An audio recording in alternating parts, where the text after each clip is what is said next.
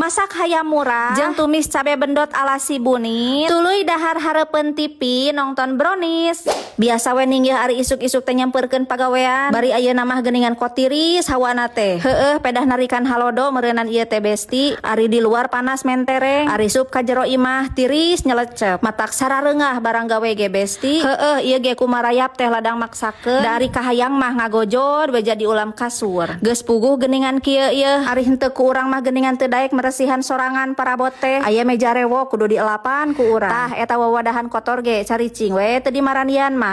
Tring. Tah ieu karek disarabunan. Tring. Tah geus bersih we kabeh. Dapur geus meunang ngaberesihan. Ari pek teh ngadon direwokan deui ku si bungsuning tah besti. Arek bebekelan cenah majar teh. Dabongan can ayana naon meureunna. Tah bari barang gawe teh urang bari nagenkeun heula cai besti. Ngarah pagawean beres cai asa. Ceng celekeun celegurkeun we seuneuna. Tah ieu teh aya nu nawaran hayam besti. Meung hargana murah cenah. Tah ieu teh bobot 2 kilo 2 ons. Hargana teh 44.000-eun. Atuh meureunnan kaitung 20.000 sakilo besti. Sing ari di daerah besti sabaraha harga hayam ayeuna? Sok lah urang pamurah-murah ye. Tapi aya ketang di sebagian daerah mah hargana teh masih keneh normal. Heueuh teuing sabab kunana haon cenah ieu teh pangna jadi murah teh. Alhamdulillah ayeuna mah geus kolot bisa sakadaek ngadahar daging teh. Da zaman baheula mah keur budak kaasup deungeunna langka ieu teh besti si Bunit mah. Tuh teu karasa cai we geus asak langsung we lumpat ning tuh urang pareuman heula. Tah ieu si dagingna urang mandian heula hiji-hiji besti. Tuh ngeureutana ge sakahayang we ieu mah. Da zaman baheula mah henteu we kot dicacag meureunna. Heueuh bakat kula leutik ngeureutana. Tah si Bunit mah sok make bumbu ieu besti. Da lebih enak ieu lamun dibandingkeun jeung racik mah. Bari nungguan bumbuna nyerep. Hayu ah besti urang bari dudurukan heula. Kusabab ieu runtah ranteh teh kot geus ngamul. Langsung we urang kumpulkeun di dieu besti. Tuh da kot babari pinuh kieu atuh runtah teh cenanya. Pagawean manusa ieu teh ngadon ngabarala we unggal poe. Kadenya besti. Lamun sampah plastik mah wajib diduruk. Sabab hese hancur lamun dibuang begitu saja mah. Komo jeung dipikeun kana susukan batur mah. Kahiji bisa mangpet kana cai, kaduana menang dosa.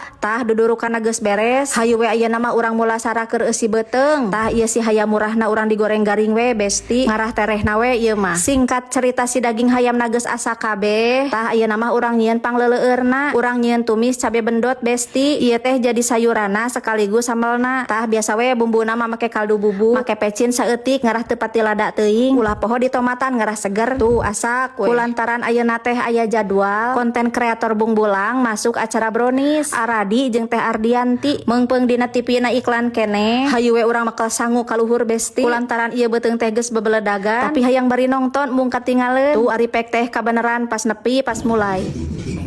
Pasangan Radhi Sastra dan Ardianti Asabel ini viral karena Andai. Wah, kepisaan.